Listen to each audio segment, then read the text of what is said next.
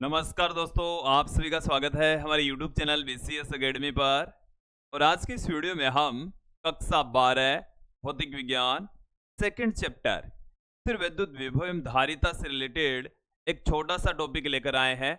आज के इस वीडियो में हम स्थिर विद्युत परिरक्षण इलेक्ट्रोस्टैटिक शील्डिंग के बारे में पढ़ने वाले हैं। विद्यार्थियों, यदि आप हमारे YouTube चैनल पर नए हैं तो चैनल को सब्सक्राइब कर लीजिए, साथ में बेल आइकन भी दबा दीजिए ताकि आपको आगे की वीडियोस की नोटिफिकेशन मिलते रहे। विद्यार्थियों, इस टॉपिक को समझने के लिए हमारा जो अंतिम टॉपिक था चालक स्थिर विद्युत की, उसको बेटर तरीके से समझना होगा। चलिए मैं आपको थोड़ा सा रिवाइज करवाता हूं। हमने क्या क्या पढ़ा था। हमने लास्ट वीडियो में चालक स्थिर विद्युत की पढ़ा था। चालक स्थिर विद्युत की किससे कहते हैं कि भौतिक विज्ञान की वह शाखा जिसमें चालक पर उपस्थित स्थिर आवेशों के बारे में अध्ययन करते हैं, चालक स्थिर विद्युत की कहलाती है। इससे रिलेटेड हमने 5 महत्वपूर्ण तथ्य पढ़े। उसमें पहला तथ्य हमने पढ़ा कि स्थिर अवस्था में चालक के अंदर विद्युत क्षेत्र की जो तीव्रता है वो सदैव शून्य होती है। चालक के अंदर विद्युत क्षेत्र की तीव्रता कितनी होती है? शून्य। इसे आप एक बार समझ लीजिए कि यदि कोई चालक है, उसको आप बाह्य आवेश दे रखा है, चाहे कितना भी आवेश क्यों ना दे दें, चालक के अंदर विद्युत क्षेत्र की तीव्रता सदैव शून्य होती है। दूसरा बिंदु हमने ये पढ़ा है कि चालक के अभ्यंतर कोई अतिरिक्त आवेश नहीं होता, कि चालक के अंदर कुल आवेश 0 होता है और चालक को दिया गया सारा का सारा जो आवेश होता है वो उसके पृष्ठ के ऊपर ही विद्यमान रहता है। अंदर कोई अतिरिक्त आवेश नहीं होता, अभ्यंतर कोई अतिरिक्त आवेश नहीं होता। ये हमने चालक स्थिर विद्युत की के अंतर्गत पढ़ा था। एक बिंदु हमने ये पढ़ा कि चालक के अंदर विद्युत विभव एक समान रहता है और पृष्ठ के इक्वल रहता है। देखिए, किसी चालक के पृष्ठ पर जितना विद्युत विभव होता है उतना ही अंदर होता है और वो एक समान रहता है। चालक के पृष्ठ पर आप कोई से भी 2 बिंदु ले लीजिए, अंदर भी कोई 2 बिंदु ले लीजिए, उनके ऊपर विद्युत विभव का मान एक समान रहेगा, नियत रहेगा। ओके, हमने देखिए और क्या पढ़ा है कि जो विद्युत क्षेत्र होता है वो चालक के पृष्ठ के लंबवत होता है।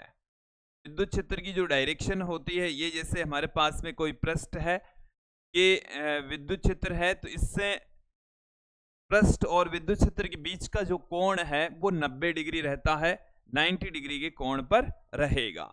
5वां बिंदु हमने ये पढ़ा है कि चालक के पृष्ठ पर जो विद्युत क्षेत्र की तीव्रता क्रिएट होती है उसका मान सिग्मा अपॉन एप्सिलॉन नॉट के बराबर होता है, जहां सिग्मा चालक का पृष्ठीय आवेश घनत्व है, एप्सिलॉन नॉट निर्वात की विद्युतशीलता है। तो चालक के पृष्ठ पर जो विद्युत क्षेत्र की तीव्रता है वो सिग्मा अपॉन एप्सिलॉन नॉट होती है। ये हमने लास्ट वीडियो में पढ़ा और इन्हीं को ही प्रयोग में लेते हुए आज का हमारा जो टॉपिक है स्थिर विद्युत परिरक्षण, उसको हम समझेंगे। देखिए क्या है स्थिर विद्युत परिरक्षण। यदि आप स्थिर का मतलब है विराम अवस्था में विद्युत, यहां पर है आवेश, स्थिर आवेशों को यदि हम दे दें, परिरक्षण का मतलब होता है बचाव। परिरक्षण का मतलब क्या होता है? बचाव। तो स्थिर आवेशों से बचाव का जो तरीका है उसी को ही हम स्थिर विद्युत परिरक्षण कहते हैं। एक बार देखिए, समझ लीजिए, स्थिर आवेशों से बचाव ये इसका शाब्दिक अर्थ है। और स्थिर विद्युत परिरक्षण का मतलब है कि आपके पास में कोई विद्युत क्षेत्र है और उस विद्युत क्षेत्र से किसी क्षेत्र विशेष को, किसी जगह को यदि आप बचा लेते हैं तो उस घटना को हम स्थिर विद्युत परिरक्षण कहते हैं। स्थिर विद्युत परिरक्षण कहा जाता है। एक बार डेफिनेशन फिर से क्लियर कर लीजिए कि किसी क्षेत्र विशेष को, किसी जगह को या किसी आकाश को बाह्य विद्युत क्षेत्र से सुरक्षित रखने की घटना को स्थिर विद्युत परिरक्षण इलेक्ट्रोस्टैटिक शील्डिंग कहते हैं। डेफिनेशन देखेंगे आप लोग, मैं डेफिनेशन आपके सामने पुट कर रहा हूं। कि किसी क्षेत्र को बाह्य विद्युत क्षेत्र से सुरक्षित रखने की घटना को स्थिर विद्युत परिरक्षण कहते हैं। क्या है डेफिनेशन है? इनको भी मैं हटा देता हूं, ये मैंने याद दिला दिया है आपको, ये हमने लास्ट वीडियो में पढ़ा है। अब इन्हीं को यूज में लेते हुए आज के इस वीडियो को हम समझने वाले हैं। चलिए डेफिनेशन देखेंगे कि किसी क्षेत्र विशेष को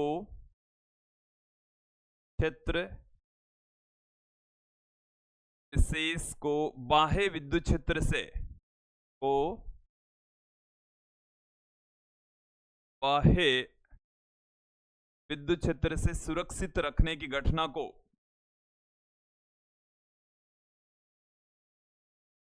क्षेत्र से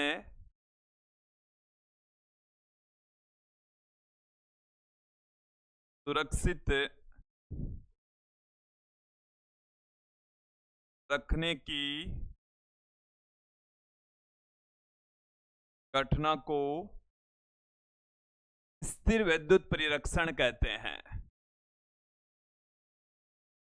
स्थिर विद्युत परिरक्षण कहते हैं। स्थिर विद्युत परिरक्षण कहते हैं, स्थिर विद्युत परिरक्षण कहा जाता है। ओके, तो देखिए क्या है, किसी क्षेत्र को, किसी आकाश को, किसी स्पेस को बाह्य विद्युत क्षेत्र से यदि हम सुरक्षित रख लें तो उस घटना को ही हम स्थिर विद्युत परिरक्षण कहेंगे, इलेक्ट्रोस्टैटिक शील्डिंग कहा जाएगा। ये इसकी डेफिनेशन हो जाएगी। क्या ऐसा पॉसिबल है कि किसी क्षेत्र को हम बाह्य विद्युत क्षेत्र से सुरक्षित रख लें? क्या ऐसा संभव है? तो विद्यार्थियों हाँ, ऐसा संभव है। कैसे संभव है? कि यदि हम किसी चालक के अंदर कोई गुहा या क्वार्टर बना दें, अंदर एक खोखला स्पेस बना दें, तो उसके अंदर विद्युत क्षेत्र शून्य रहेगा, चाहे आप बाह्य विद्युत क्षेत्र कितना भी शक्तिशाली क्यों ना लगा दें, कि अंदर विद्युत क्षेत्र की तीव्रता सदैव शून्य रहेगी, वो बाह्य विद्युत क्षेत्र से सदैव सुरक्षित रहेगा। ओके, चलिए इसको समझ लेते हैं। इसे समझने के लिए जैसे ये हमारे पास में कोई चालक है, ये मैंने चालक ले लिया, इस चालक के अंदर हम एक गुहा का निर्माण कर रहे हैं। इसको मैं इस तरीके से दिखा देता हूं। ये हमारे पास में कोई चालक है, ये ऐसे दिखा दिया हमने एक चालक, और इसके अंदर ये हमने एक खोखला हिस्सा दिखाया है, और इस खोखले भाग को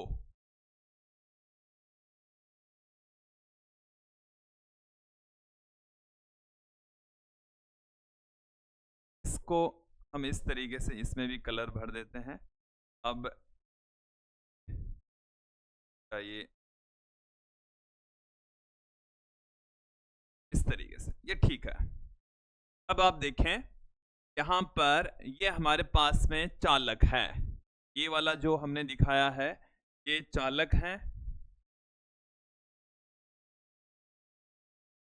ये इसके अंदर इसका खोखला हिस्सा है, इसको हम गुहा या कोटर कह सकते हैं, गुहा कह सकते हैं या कोटर इसको कहा जाता है। ठीक है, अंदर एक खोखला स्थान है। तो इस चालक को आप बाहर से कितना भी विद्युत क्षेत्र या बाहर से इसको कितना भी आवेश क्यों ना दे दें, इसका जो अंदरूनी भाग है यहां पर विद्युत क्षेत्र की तीव्रता शून्य रहेगी, चाहे बाहर से आप इसको कितना भी आवेश क्यों ना दे दें। चलिए देखेंगे आप कि इसके अंदर विद्युत क्षेत्र की, जैसे बाहर से आपने इसको आवेश दे दिया, इस तरीके से इसके ऊपर आवेश मौजूद है, ठीक है, लेकिन अंदर जो गुहा मौजूद है, अंदर जो जगह मौजूद है, क्योंकि इसको दिया गया सारा का सारा जो आवेश रहेगा वो इसके पृष्ठ के ऊपर रहेगा, अंदर विद्युत क्षेत्र की तीव्रता शून्य रहेगी। यहां पर ये जो स्पेस आप देख रहे हैं, इस स्पेस के अंदर स्थिर विद्युत परिरक्षण होगा। अंदर क्या होने वाला है? स्थिर विद्युत परिरक्षण, इलेक्ट्रोस्टैटिक शील्डिंग होगी। अब देखो ये जो हमने तथ्य लास्ट वीडियो में देखे थे, चालक स्थिर विद्युत से रिलेटेड जो महत्वपूर्ण तथ्य देखे थे, उन्हीं से ही रिलेटेड है कि बाह्य विद्युत क्षेत्र में रखे किसी चालक के अंदर विद्युत क्षेत्र की तीव्रता सदैव शून्य होती है। तो यहाँ पर कोई क्वार्टर या कोई स्पेस हमने ले लिया तो उसके अंदर भी विद्युत क्षेत्र की तीव्रता सदैव शून्य रहती है, सदैव 0 रहती है। ओके, अब देखिए इससे रिलेटेड कुछ महत्वपूर्ण घटनाएं। अब जैसे हम यहाँ पर एग्जाम्पल लें कि बारिश के दिन है, बारिश के दिनों में आकाश से बिजली की गिरने की प्रबल संभावना रहती है। बारिश के दिनों के अंदर आकाश से बिजली के गिरने की प्रबल संभावना रहती है कि हमारे पास में जैसे खुला मैदान है और इस खुले मैदान पर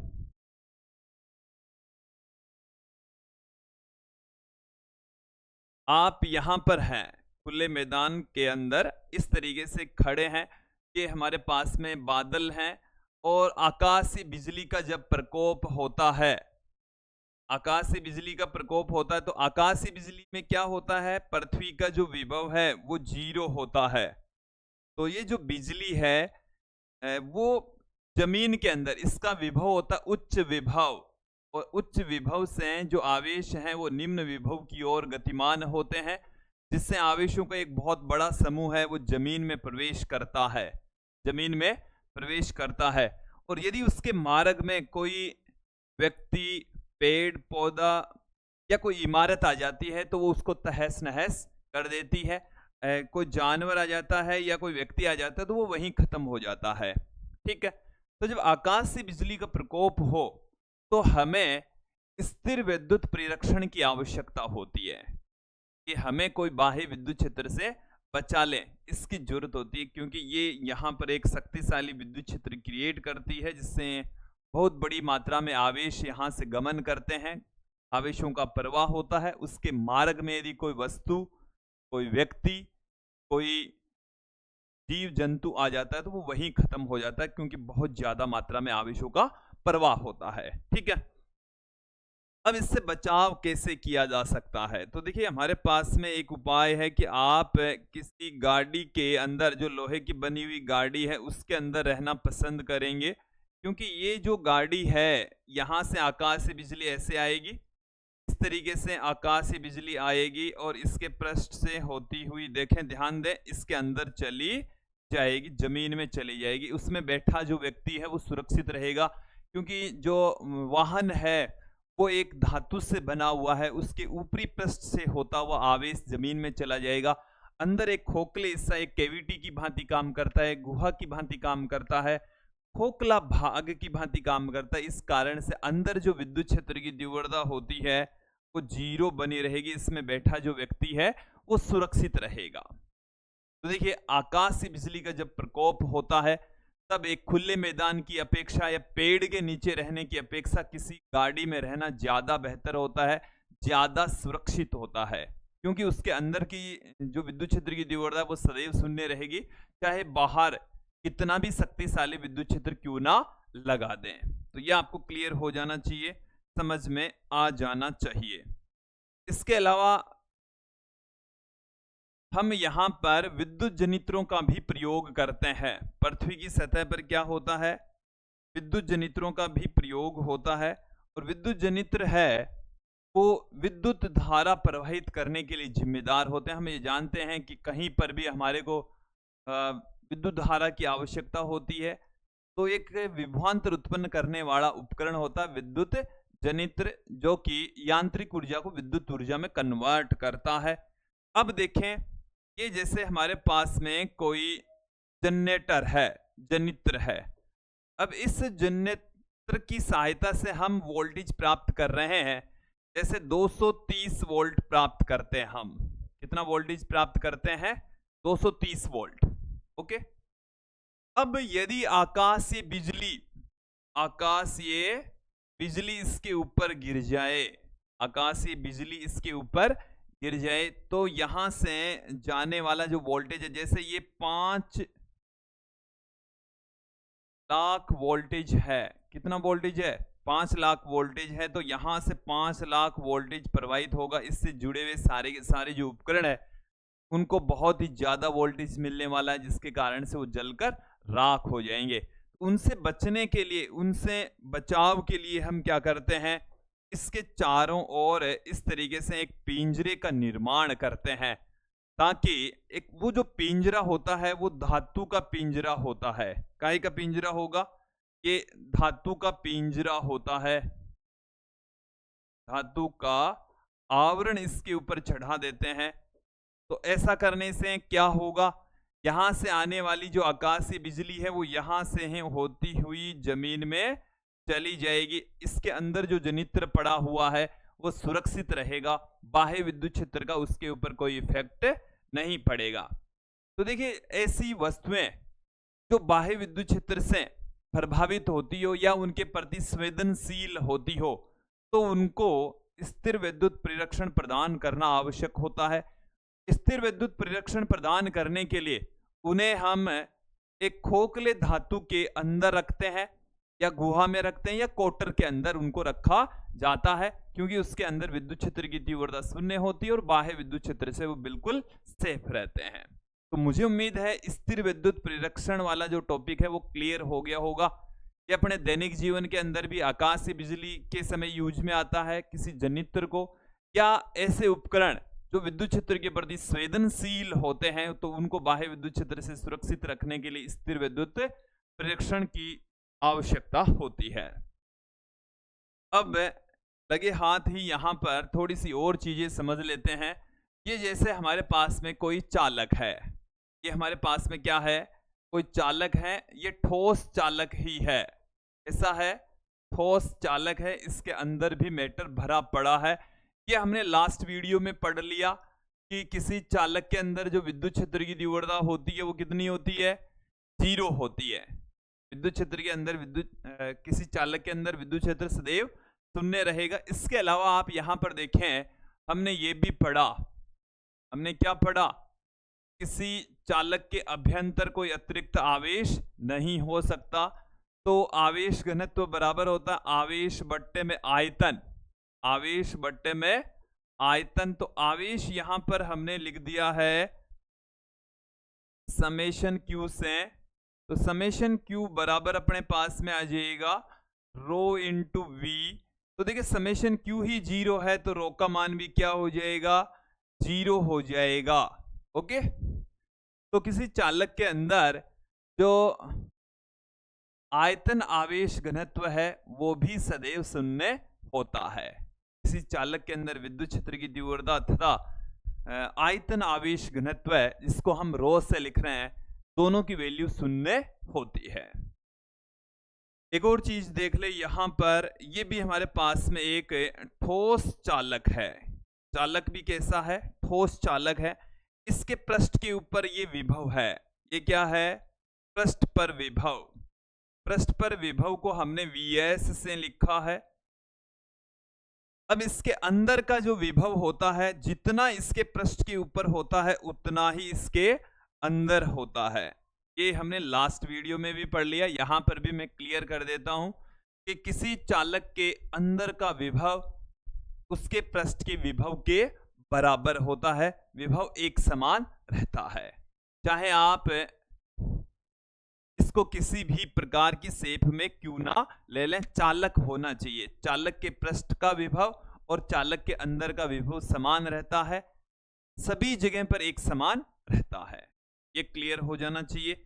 इसके बाद में आप देखें, ये हमारे पास में एक चालक है, ये हमारे पास में क्या है, एक चालक है।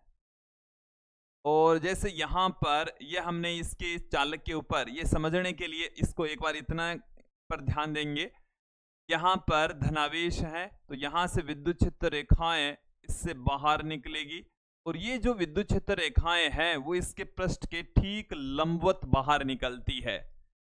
कि ये हमारे पास में है पृष्ठ, और जो विद्युत क्षेत्र होगा वो इसके ठीक लंबवत होगा। ये हमारे पास में क्या है, विद्युत क्षेत्र। दोनों के बीच का जो कोण है वो क्या रहेगा, 90 डिग्री पर रहेगा, दोनों के बीच का एंगल 90 डिग्री रहेगा। ठीक है, विद्युत क्षेत्र रेखाएं बाहर निकलेगी, चालक के पृष्ठ से बाहर निकलती है, 90 डिग्री के कोण पर बाहर निकलेगी। और बाहर कब निकलती है? जब पृष्ठीय आवेश घनत्व धनात्मक हो, इट मीन्स उसके ऊपर धनावेश हो। इसी डायग्राम में ही हमने एक चीज और दिखा दी है। यहां पर देखें आप, इतने डायग्राम में देखें, यहां पर जो विद्युत क्षेत्र रेखाएं हैं वो चालक के पृष्ठ में प्रवेश कर रही है, क्योंकि चालक के पृष्ठ के ऊपर ऋणावेश मौजूद है। चालक के पृष्ठ पर कौन सा आवेश है? ऋणावेश है। ठीक है, तो इसका मतलब है कि जो पृष्ठीय आवेश घनत्व है वो नेगेटिव में है, 0 से छोटा है। 0 से छोटा है तो विद्युत क्षेत्र रेखाएं हैं वो चालक के पृष्ठ में प्रवेश करती है और लंबवत प्रवेश करती है। चाहे विद्युत क्षेत्र रेखाएं इसमें से बाहर निकलें या प्रवेश करें, चालक के पृष्ठ के सदैव लंबवत रहेगी, परपेंडिकुलर रहेगी। ठीक है, फिर देखें अंतिम जो हमारा चित्र है उसमें हमने यहां पर दिखाया है, ये हमारे पास में एक चालक है। ये हमारे पास में क्या है? एक चालक, और ये हमारे पास में है एक गुहा, अंदर का खोखला हिस्सा, या इसको आप कोटर भी कह सकते हैं। अंदर का खाली जगह है, और उस खाली जगह के अंदर जो देखिए विद्युत क्षेत्र की तीव्रता कितनी होती है? 0 रहेगी।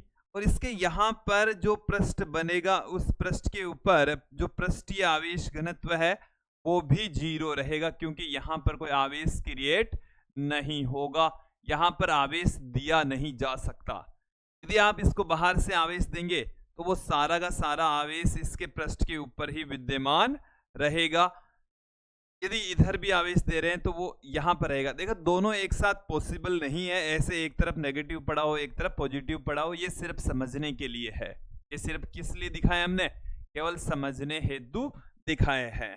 ठीक है, तो विद्यार्थियों यहाँ पर हमने कुछ डायग्राम भी समझे, और मुझे उम्मीद है आप लोगों को ये जो टॉपिक है वो अच्छे से समझ में आ गया होगा। काफी छोटा टॉपिक है, स्थिर विद्युत परिरक्षण, और मुझे उम्मीद है आप लोगों को ये जो टॉपिक है वो अच्छे से समझ में आया होगा। अब मैं थोड़ी सी यहाँ पर अपने एप्लीकेशन के प्रमोशन की बात कर लेता हूँ। विद्यार्थियों, हमारी एप्लीकेशन आपको गूगल प्ले स्टोर पर मिल जाएगी। BCS अकेडमी नाम से आप सर्च करेंगे तो हमारी एप्लीकेशन आपको मिल जानी है। ओके, अब देखिए एप्लीकेशन के ऊपर आपको क्या क्या चीजें अवेलेबल हो जाएगी। इसमें आपको कक्षा 9 से कक्षा 12 तक का स्टडी मटेरियल मिलने वाला है। कक्षा 9, 10, 11 और कक्षा 12 का स्टडी मटेरियल। अब यहाँ पर स्टडी मटेरियल के अंदर 2 चीजें अवेलेबल है, आपको यहाँ पर मिल जाएगी